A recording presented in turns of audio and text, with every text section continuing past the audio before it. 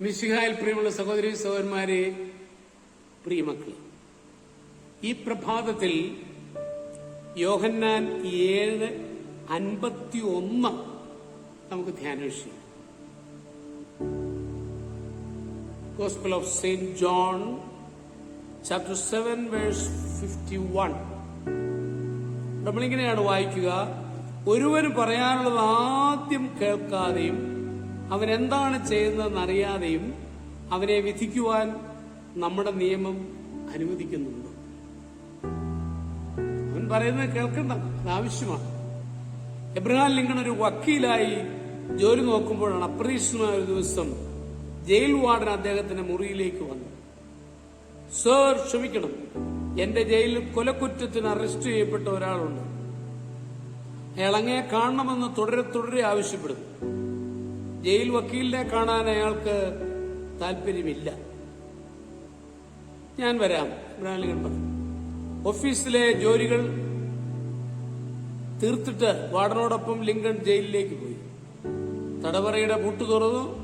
മുറിയുടെ മൂലയിൽ കുനിഞ്ഞിരിക്കുന്ന ഒരു യുവാവ്, മുഷിഞ്ഞ വേഷം, മെലിഞ്ഞ ശരീരം, അനുസരണയില്ലാത്ത മുടി, അത് നെറ്റിത്തടത്തിലേക്ക് വീണ് കിടക്കുന്നു. യുവാവ് സ്വയം പരിചയപ്പെടുത്തി: അങ്ങേക്ക് എന്നെ മനസ്സിലായോ? ഞാൻ അങ്ങയുടെ പഴയ സ്നേഹിതനാണ്, ഡേവ് ജാക്സൺ. ആ പേര് കേട്ടതിൽ ലിങ്കണിന്റെ കണ്ണുകൾ വികസിച്ചു. സ്നേഹിത, നിനക്ക് എന്തു പറ്റി? ജാക്സൺ തന്റെ കഥ പറഞ്ഞു. അവസാനം വിങ്ങുന്ന ഹൃദയത്തോടെ കൂട്ടിച്ചേർത്തു: ഞാൻ കൊലപാതകിയല്ല സുഹൃത്തെ, നീയെങ്കിലും വിശ്വസിക്കും. ലിങ്കൺ അയാൾ പറഞ്ഞു ശരിയാണെന്ന് തോന്നി. ജാക്സൺ പറഞ്ഞതെല്ലാം ലിങ്കൺ പേപ്പറിൽ കുറിച്ചെടുത്തു. അവനെ രക്ഷിക്കണമെന്ന് അദ്ദേഹം തീരുമാനിച്ചു. ഒരാഴ്ചയ്ക്ക് ശേഷം കേസിന്റെ വിചാരണ തുടങ്ങി. ജനങ്ങൾ കോടതി വരാന്തയിൽ നിറഞ്ഞു. ജാക്സൺ നിരപരാധിയാണെന്ന് തെളിവുകൾ സഹിതം ലിങ്കൺ ശക്തിയുക്തം വെളിവാക്കി. അതോടെ ജാക്സനെ കോടതി വെറുതെ വിട്ടു. കോടതി വരാന്തയിൽ വെച്ച് ജാക്സൺ ലിങ്കനെ കെട്ടിപ്പിണർന്നു. സ്നേഹിത, നീ എന്റെ ജീവൻ രക്ഷിച്ചു. എങ്ങനെ നന്ദി പറയണമെന്ന് എനിക്ക് അറിഞ്ഞുകൂടാ. വക്കീൽ ഫീസ് പോലും തരാൻ എനിക്ക് നിവൃത്തിയില്ല. ഞാനത് തന്നുകൊള്ളാം. അവരത് പറഞ്ഞുകൊണ്ടിരിക്കുമ്പോൾ തിരക്കിനിടയിൽ നിന്നും ഒരു യുവതി തന്റെ കൈക്കുഞ്ഞിനെയും എടുത്തുകൊണ്ട് ഓടി വന്നു. അവൾ കരഞ്ഞുകൊണ്ട് ജാക്സനെ കെട്ടിപ്പിണർന്നു. ഇയാളുടെ പ്രിയപ്പെട്ട ഭാര്യയും മകനുമായിരുന്നു. അവരുടെ സന്തോഷം കണ്ടപ്പോൾ ലിങ്കന്റെയും കണ്ണു നിറഞ്ഞു.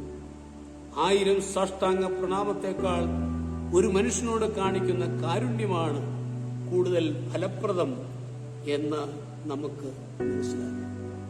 നമ്മുടെ കർത്താവ് ഈശോമിശിഹായുടെ കൃപയും പിതാവായ ദൈവത്തിന്റെ സ്നേഹവും പരിശുദ്ധാത്മാവിന്റെ സഹവാസവും പരിശുദ്ധ അമ്മയുടെ മധ്യസ്ഥതയും നിങ്ങളെല്ലാവരോടും കൂടി ധാരാളമായിട്ടുണ്ടായി, എപ്പോഴും എപ്പോഴും എന്നേക്കും.